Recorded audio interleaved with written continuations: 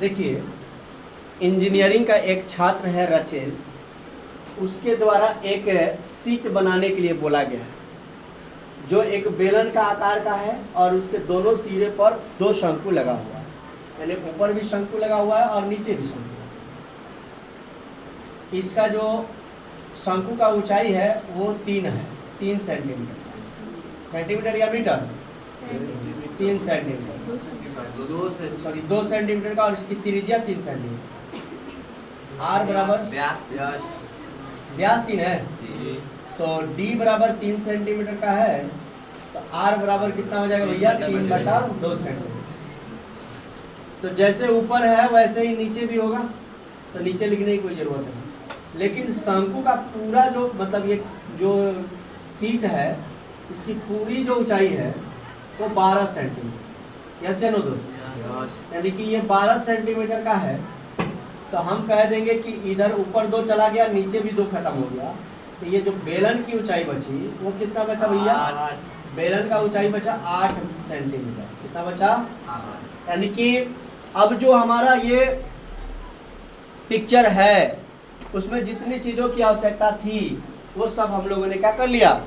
ले लिया, उतार लिया। अब देखिए ध्यान से, वहां से हम क्या करेंगे? अब बनाने का प्रयास करेंगे। तो लिखेंगे धातु के सीट का आयतन बराबर। तो सबसे पहले लिखेंगे वेलन का आयतन। वेलन का आयतन प्लस 2 शंकु का आयतन।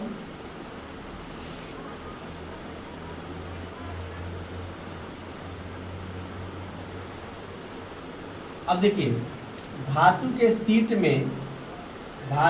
सीट में हवा का आयतन, हवा का आयतन, यहाँ पे हवा रहेगा। अब बेलन का आयतन क्या होता है भैया? πr²h। 2 और शंकु का क्या आयतन होता है? 1/3 πr²h। अब देखिए πr² है और उसमें भी πr² है, तो कुछ तो करना नहीं है, वैल्यू पुट करेंगे आंसर निकल जाएगा। सेम टू सेम है, जैसे यहाँ पर πr²h है तो वहाँ भी πr²h है, तो कॉमन हो जाएगा और यहाँ पर बच जाएगा 1 और इधर बच जाएगा 2/3। अब यहाँ पर देखिएगा, पाई माने होता है 22/7। पाई का मान कितना लेना है? आर माने क्या लिखा हुआ है? 3/2 गुणे 3/2। और h ऊंचाई जो है, अब यहाँ पर एक चीज और सोचना है कि यहाँ जो h है वो बड़ा वाला h होना चाहिए, यानी कि ये शंकु का नहीं, ये बेलन का है और ये शंकु का है, तो यहाँ पर एक बच जाएगा h और यहाँ पर छोटा h। ये भी बात ध्यान रखना। तो यहाँ पर अब ऊंचाई तो है नहीं, अब यहाँ पर है h।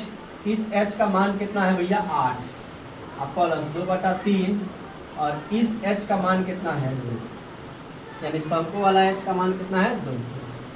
अब देखिए 2 से इसको काटेंगे 11, 3 तिरका 9, 11 9 99 और 7 दूनी 14।